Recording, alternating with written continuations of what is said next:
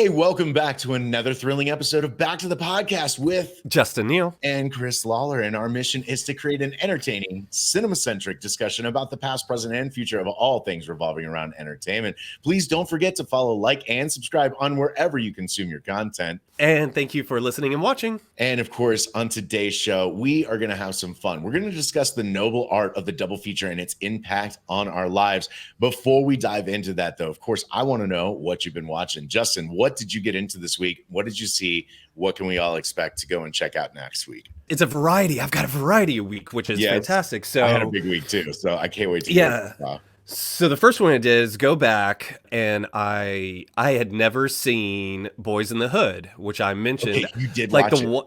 Yeah, okay. So the John Singleton movie I did know from that sort of era was Higher Learning, which I'm gonna watch. But I realized when I looked at his body of work, it was like, shit, the only one that I've actually seen is that I've sat and watched from start to finish is Higher Learning. Like Rosewood, Boys in the Hood. I realized I'd seen snippets, and of course it's part of popular culture within this industry. So, I'm aware of certain things, and of course the cast and stuff like that, but I'd never actually sat and watched it. I'm gonna start doing John Singleton deep dive. So start at the beginning like you do.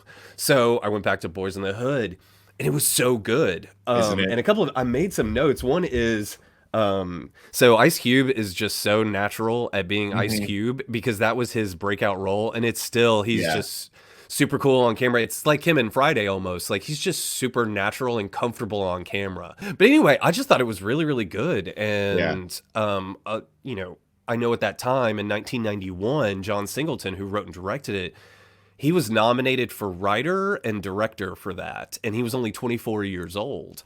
Wow, I didn't know that. Wow. It's really impressive. And he went on to have like an incredible career. I know you're a big fan of John Singleton, but I didn't realize how young he was. I really am. Boys in the Hood was one of those movies that I happened to catch like very soon after it came out on HBO. And whatnot. You were young. I was young, but that movie impacted me. It's movies like that opened my mind. I mean, obviously, I grew up in one little suburb in Texas for my entire childhood, so my perspective was just that. So my escapism was cinema, if you will, and into different lives. And I love dramatic stuff like that. I mean. And that movie really opened my mind up to how other people have to live their daily lives and stuff like that. And kind of the subplot of that guy going to college to play ball and stuff, and then getting shot, running down the alleyway and stuff, just trying to bring home the groceries. And it's just like, that image stays in my head big time. Obviously there was a lot more Lawrence Fishburne trying to raise, his, kid Cuba into a certain kind of man and stuff like that. I don't know. All of that themes in there really played with me. But one of the things I thought was really interesting that stood out to me as kind of different was after he gets shot at the end, and they, put his body in the car and drive him back to the house and bring him inside, and just like drop his body on the couch, just covered in blood. Like, it still stays on a wide as they're having this very dramatic scene with this just bloody corpse there, because it's awkward, but it's supposed to be. That's the point, because the fucking body is there. We can't cut away from it in real life. And not cutting away from it in the way that it's done in that movie and sitting in it. I was sitting there going like, oh wow, okay. Normally don't see that, and that's why I thought that was really impactful. And I love Higher Learning as well, but I still think that was a big one for better movie. It holds up, but it does. The thing that doesn't hold up is how 90s it is about a lot of the topics that are talked about in there, because it's talking about racism and sexuality, homosexuality and stuff like that. That was the big trip, was just like the plethora of amazing talent that is strong. Everyone's in that.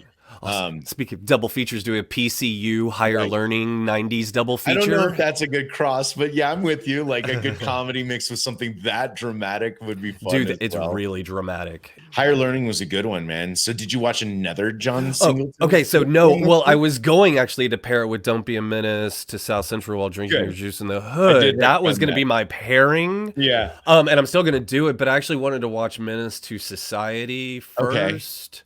And Juice with Tupac. because those are all spoofed in that. Okay, so we were talking off the podcast, and I found out that he had never seen a few of these John Singleton movies, and then I found out that he'd never seen the Wayans comedy, Don't Be a Menace to South Central While Drinking Your Juice in the Hood, I think is the full title, if I'm remembering that correctly. Correct. And that kind of blew me away because I saw a lot of that stuff and then obviously saw the parody, and the parody just nails it. The Wayans have had hits and misses throughout their career, but for me, that one's a solid hit. So I did that one, which was great. Then my wife and I went and saw this new South Korean movie called Past Lives. Okay. It's super indie. Got me on that and one, it's about a young woman who's 10 to 12, and she's in South Korea, and she has not a boyfriend, but a sweetheart. And then her family immigrates to Canada first. And then she immigrates to New York from Canada. Basically, she moves, it jumps 12 years. And she is in New York, and she's trying to be a writer. She is a writer, but she's trying to become a successful writer, I guess is the best way to say it. And she reconnects with her long ago friend, and they have, the connections there. And there's this beautiful, long montage. It's 10 minutes about them connecting just on laptops, on Skype and stuff as they go through their lives, this whole kind of period in their life. It was really well done. But she wants to be a writer. She's there for a reason. And she says, she decides, I can't pursue this thing with this old friend right now because my eye is on the prize. So she says, we're not done, but I've got to go. She meets a guy at this artist residency. 12 years later, she is married to the person she met at the artist residency, and this long friend kind of tracks her down, and they reconnect. And then he buys a plane ticket to New York where she's living. He's this old childhood friend, but there's a connection there. And then it's about the relationship between the husband and her, and then her and her old friend, and this idea in Korea called Enon. And it's this idea of that, they've crossed paths before in past lives. Right. And there's a connection there, even if they didn't belong together overall. She belongs with her husband because that's the choices that she's made. They are connected in the past and are probably going to be connected in the future. It was like a play, you know what I mean? That goes over time. So it's very much a character piece, little intimate movie, but it was really good. And then the other one was Sofia Coppola's little Southern Gothic set in Virginia called The Beguiled, with Nicole Kidman and Colin Farrell and Kirsten Dunst. And I haven't even heard of this one. Yeah, it was another little indie drama. It takes place in one little location. It's set in the Civil War. It's just a little period drama, kind of Southern Gothic drama piece. It won Best Director at Cannes that year, and I was just kind of the whole time thinking, this is fine. There's nothing wrong with this movie, but I just... Do you think it's because it's Sofia Coppola? That's what my wife said. She was like, well, it could be because she's a Coppola. And it's like, well, no. And she's just looking at me. It's like, okay, well, maybe I am being a little naive on that one. But I just mean that there could be a million different reasons that don't have to do. They might be twice as shady, but they're just not nepotism. Yeah. Anyway, what have you been watching? Well, after our John Singleton conversation, I ended up watching, 2000 Shaft remake with Sam Jackson? Sam Jackson. And I liked it, man. I forgot Christian Bale plays the villain. Toni Collette plays the witness that's running for her life for the whole movie and stuff like that. Dan Hedaya. Who else was in that one? Dan Hedaya, he's great in Joe versus the Volcano. Oh, don't even get me started. I didn't get to Joe versus the Volcano this week, but I should have with what ended up happening. Love Shaft, that movie. Not as great as I remember, not as bad as I think people gave it credit for. It was definitely during the stint when they were remaking 70s TV shows for movies back in the late Starsky 90s, and Hutch. And that was a comedy. They were mixing and mashing of how they were doing it. This was raw and gritty, directed by John Singleton. I liked it. I still liked it. I was yeah, dude, Sam Jackson's the fucking shit on camera. He's getting to play one of the baddest motherfucking characters ever created, which was Shaft. And then Christian Bale plays a slime ball of a fucking I want to see that dirtbag in this movie. Awesome. Forgot all about that. Mekhi Phifer has a small little role in it as well. Higher Learning. Yeah, right. He doesn't get much to do. He pretty much just gets his head caved in at the beginning of the movie. He's just the victim. We don't have like a rating system here, but I'd throw a 7 out of 10 right at it. Solid, fun time. It's not something you're going to write home about. It's not something you're going to like want to add to your collection. But if you've never seen that Sam Jackson Shaft, I know they went and made like a sequel to that in like 2013 with like Sam Jackson having like a son. So it was like 3 generations of like Shaft actors in one movie. I never saw that one though. Then I ended up going apparently on a Tom Hanks binge. Joe versus the volcano. But we didn't get to that. I really wanted to watch that, but we didn't get to Joe versus the volcano. One of my favorite movies, and we will probably be talking about that next week for sure. If you've never seen Joe versus the volcano, I highly recommend it. I love that film to death. Every time I've thrown that movie on, she falls asleep about 45 minutes into it because that's the way she is. And it drives me up the wall. That's why I like talking movies with you, because I can't talk about it. She's like, that's how it ended. She has no idea what happens at the end of Old Yeller still. Don't tell her. Spoiler alert. Spoiler alert. So I ended up watching The Terminal. Oh, yeah, Spielberg. That's not a good movie. At the end of it, it's not a good movie. Think so? No, not at all. Like the whole thing with Catherine Zeta-Jones just feels shoehorned in to another movie. Why is Stanley Tucci not just being slightly hospitable to someone that's in an unprecedented situation? I couldn't understand his drive to be such a dick in that movie. And then the movie ends, spoiler alert, like it matters. Like, but at the end of the movie, he's just like, okay, you can go now. And it's like, but why the change of heart? Like there was no drive for anything that was happening. It was fine. I laughed out loud. So I still threw it like a 7 out of 10. Like we're not critics, but it was fine. In the end, it was fine, but it was still a bad movie. Then I ended up watching Captain Phillips, which I had never seen. And Paul Greengrass. Yeah, that movie movied. You know, that's the problem with that movie movied. It did. That's the thing that I've always had with biopics, right? Things based on true stories. It's like if you followed it in the news and then you watch the movie, it's like, yeah, that's exactly how the events played out. But it's not for you. It's a dramatic version for people who I guess don't listen to the news. Yeah, I don't know. And then we watched the movie, and I remember everybody was like, "Oh man, that like African Somalian pirate, like he won an award and stuff like that." And I was like, he was fine. I don't understand the hype behind that when they came out, but whatever. Then watch Sully, another one. I was like, hey, that movie. Yep. He landed on the thing. I liked what Clint Eastwood did with how it was more about like his like personal like life afterwards, but it still was the story of the guy that landed the plane on the Hudson at the end of the day. And it was like, okay. So yeah. Then A League of Their Own. Oh yeah. Yeah, one of my favorites. We put it on like a couple weeks ago. It's fantastic. Yeah, you told me that, and it popped up, and we were cleaning the house, and I was like, I just kind of can't say no to this. I've seen it enough times that I can enjoy it in the background for what it is. But John Lovitz in that movie is so great at the beginning, and Tom Hanks obviously is incredible. Especially when he's freaking out and shaking with anger at that woman because she won't throw it to the cutoff and stuff. And Gina Davis and Laura Petty, whatever happened to her? She was amazing. Lori Petty, excuse me. She was amazing in Point Break. She was amazing in A League of Their Own. I mean, just incredible in that movie. She was in Tank Girl. And then Tank Girl, I didn't necessarily have a problem with that. I was okay with the chaos that movie was, and she was good in that. Whatever happened to her?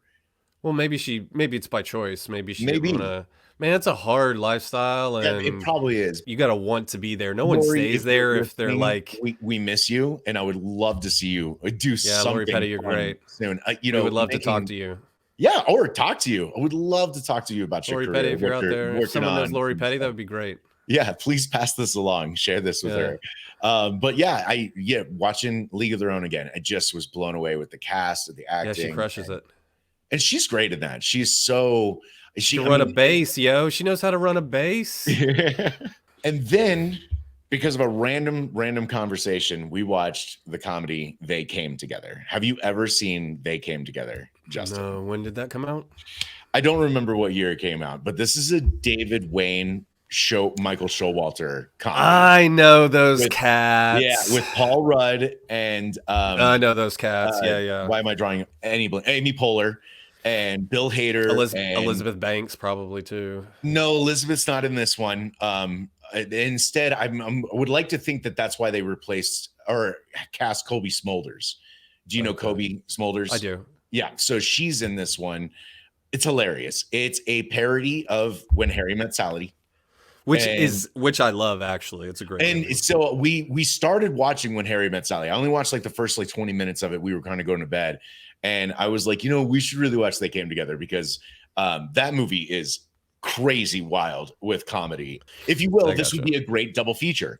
Watch Wet Hot American Summer, which is just a parody of like 80s comedies like Meatballs. And it's not even almost a parody as where it is like an homage. It's its own. It kind of goes on its own path. The same kind of thing. So this would be a great double feature to watch two zany comedies from the same director in one day. It's definitely going on the list now because I didn't even know about it. And I like those cats because if you have never seen Wet Hot American Summer, it's a bizarre little humor. But Bradley Cooper's in it. A lot of people forget Bradley Cooper's in it. One of my favorite parts, I know this is not what we were going to talk about, but my favorite part, and this is so random, is when they go to have the realistic sex scene in the middle of Wet Hot American Summer, and it's a gay sex scene between Michael Ian Black and Bradley Cooper.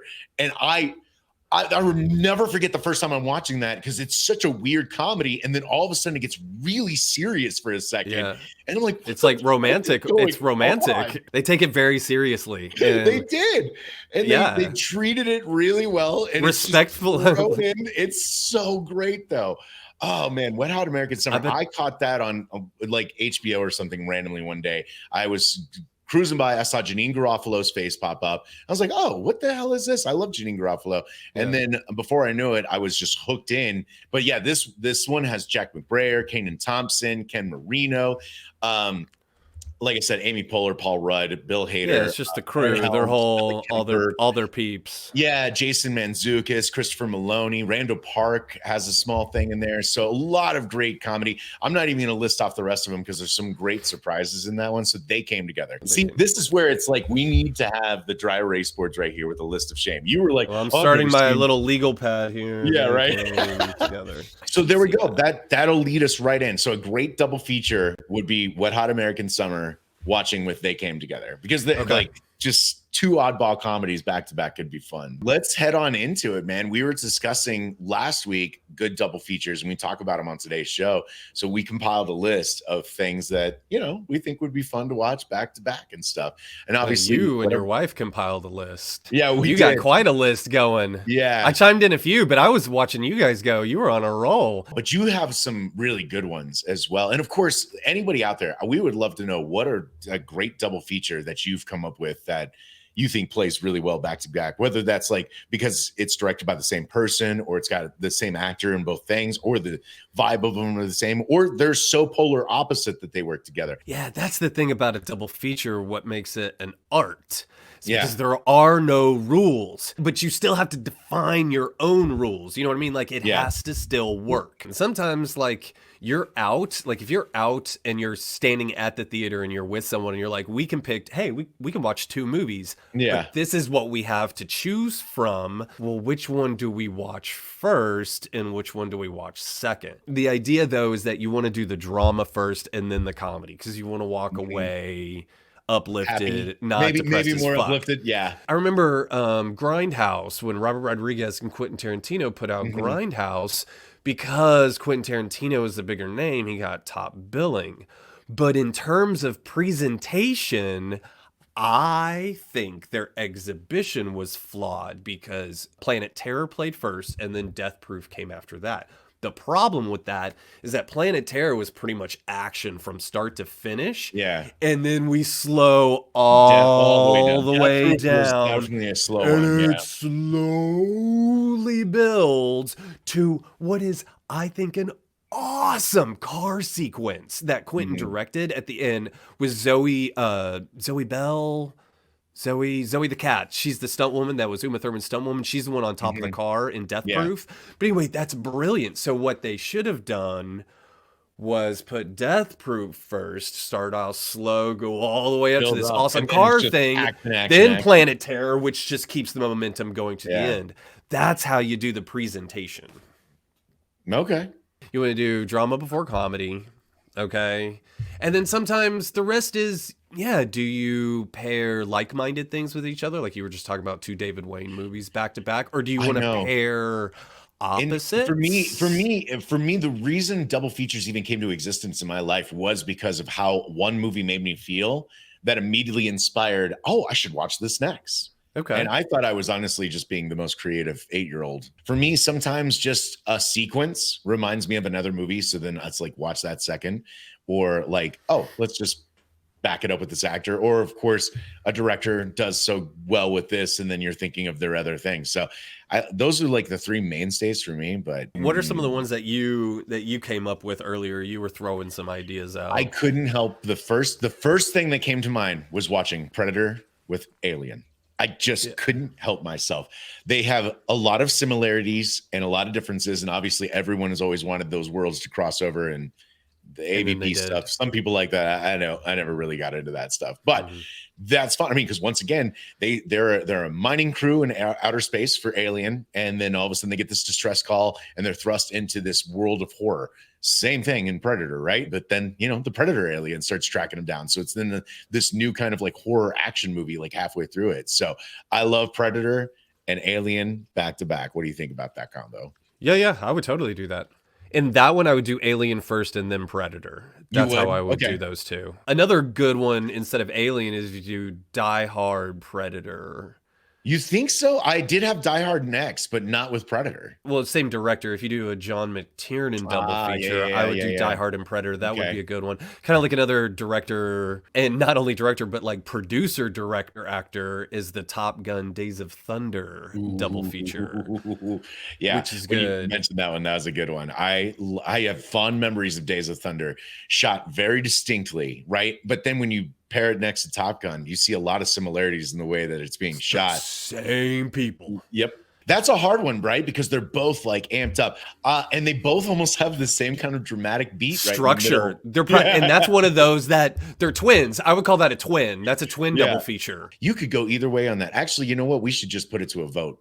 Maybe we'll set up a vote and let people decide which one do you watch first, Top Gun or Days of Thunder. Yeah. But it's still a good double feature. That's a solid one. I love it. I asked my wife what would be good, like what's your double feature, and she said Revolutionary Road, Okay.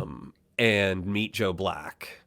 And Ooh, that's one where that you do sounds like two dramas. that like sounds like a heavy that's day. some red wine and Yeah. a box of tissues, like sort of night. But we met, and on our first date we did a double feature, and Revolutionary Road was on that. So we did Revolutionary Road Slumdog Millionaire in the theater I've back never to seen back. either one of those actually. So And Slumdog Millionaire ended up winning Best Picture. So you do Revolutionary Road first, because if you did Slumdog Millionaire first, which is a great way to start, you can't follow it with Revolutionary Road. You would have to follow it with something else. You know what I mean? Like that double feature only works as Revolutionary Road first.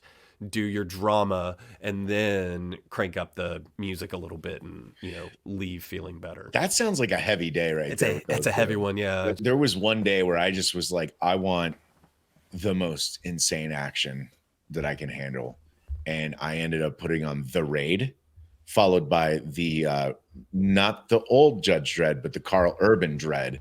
And boy, let me tell you, I was feeling my testosterone pumping at the end of that. Really? I haven't seen either of those. Wow. Okay, so Yeah. The Raid, it's What year did about that a police force that's going to raid on this building where this like a bunch of narcotics are being held, and they get jumped right as they like break through the first door. This whole like military squad, they're going to go in like SWAT style to this building to take down this drug kingpin, but something kind of goes wrong. And that's what I was talking about. The slow motion that they're using to show everyone's kind of angle and aspect right before they break through the door, and how it goes wrong and how they get ambushed and stuff like that. And then it's a fight for their lives to get out of this maze of a building. And it's about this like rookie cop basically stepping up and like becoming this badass. I mean, it is just adrenaline from beginning to end. I mean, they're like chopping through the floor to get away from the guys coming through the door. And the second they're down there, there's another problem waiting for them. When it comes to martial arts films, instead of just being 100% martial arts, there's a lot of great gunplay, a lot of great cinema and whatnot. And it made stars out of a lot of the cast. But then Dredd is very similar, man. Dredd with Carl Urban, very true to the comics, right? Goes into this building, the mega complex that these people live in, because there's billions of people living in this small like area because everything else is radiated around it. He's judge, jury, and executioner, right? So I knew that. He goes in and there's a triple homicide and they're trying to determine who does it. And he's got a rookie with him who's a telepath, psychic as well. And that's it. It's them against hundreds of people in this building. And Lena Headey plays the bad guy. She's a bad bitch in that movie, dude. Let me tell you, dude, she's amazing as the bad guy in that one. And that's just tons of bad person gunplay. And trust me, she's got this huge gaping scar and stuff like that. And she don't give a fuck about nobody, dude. She plays a ruthless villain in this movie. Cool. I am shocked that you have not seen The Dredd with Carl Urban. I highly recommend it. It is a fun time. Well, speaking of action, one of my favorite action movies of all time is Mad Max Fury Road by George Miller. And I mean, what do you pair with that? Nothing. What do you pair with Fury Road? I don't know.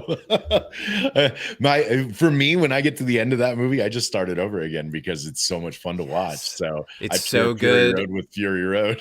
Yes, it's so good. You pair it with itself. Yeah, that movie is sharp cheddar. It has flavor. I love that movie. I remember sitting in the theater and when they take off and he realizes that they're gone and he goes into their, his slave wives' quarters and the camera pulls up to the ceiling to look down and they had written, "Our babies will not be warlords." And he screams or whatever. Yes! Like that says everything. About why they left. And the fact that they're in a vault door. Oh, yeah. And stuff as a treasure, a prize. Fuck you. We're leaving. But it's just it's so efficient as a storytelling device. I love that. Just movie. From a practical level, because it just gives everyone's motivation. The best thing that happened was that it's a good line. My wife's father had to come over for a visit, and we wanted to show him that movie because we think he would like it, but he's very hard of hearing. So we had to watch it with subtitles on. I was blown away at how much more storytelling is being told by some of the sub characters with just throwaway lines that you don't totally hear necessarily. But then when I saw it pop up on screen, I was like, oh my God, like this movie is so deep. It's so good. I love it. But yeah, Furiosa just wrapped filming. Did they? Are they still shooting it? And did they shoot in the same place in North Africa? I think it's done. I don't know. Hemsworth just said in an interview the other day that he just finished wrapping filming. We'll see if it's any good. It's a prequel. I could be excited about it. I was really excited to see a sequel. Yeah, I would have loved to have seen her take over the Citadel with those other women and watch a women-centric driven Mad Max and watch them go to power, or watch power go to their head, or watch them take down the Bullet Farm and the other, kingdoms. I would have loved to have seen that as a sequel. I didn't need Mad Max necessarily. I have nothing against Tom Hardy's Mad Max, but he was so barely in that movie. It's not even funny. But yeah, I would have loved to have seen her continue the character. I can't remember who they cast as her. I know the actress's face. I can't think of her name right now, but yeah, they're making a prequel, and we'll see if that lives up to the hype. I would like to think George Miller is going to be able to do a good job. He's, he did an amazing job with Fury Road. So if there was a good enough story to go back to the prequel, then let's do it. After talking about everything, I would love to see you go watch Dredd. I think Fury. Oh yeah, I gotta put. So they came together. Dredd. And you said you've never seen The Raid, which I think is incredible. Because like I said, a lot of those guys, like one of the main dudes in that is now playing Sub-Zero in the new Mortal Kombat movie.